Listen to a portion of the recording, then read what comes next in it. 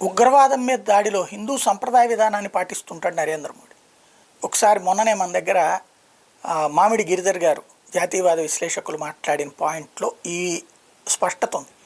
క్రిందటిసారి కూడా ఏదైతే మన సైన్యం మీద జరిగినటువంటి దాడి పఠాన్కోట్లో కావచ్చు, పహల్గామ్లో కావచ్చు, ఈ రెండు చోట్ల దాడి జరిగినప్పుడు, ఇదే పుల్వామాలో కానీ ఈ రెండు చోట్ల దాడి జరిగినప్పుడు అప్పుడు ఇట్లాగే ఏం చేస్తారు ఏం చేయట్లేదు, 56 అడుగుల ఛాతీ ఏది, ఇట్లా అంగుళాల ఛాతీ ఏది, ఇట్లాంటివన్నీ స్టేట్మెంట్లు వచ్చినాయి.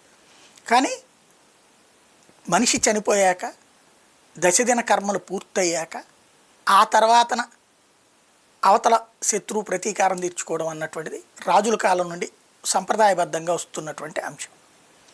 అదే చేసి చూపించారు అప్పుడు.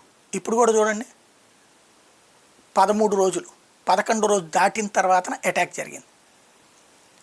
14వ రోజు అనుకోవాలా, అంటే టైం చూసి ముహూర్తం ప్రకారం కొడుతున్నారు. అది కూడా మరణానికి సంబంధించినటువంటి అంత్యక్రియలు కార్యక్రమాలు పూర్తయిన తర్వాత కొడుతున్నారు. ఇది లెక్క.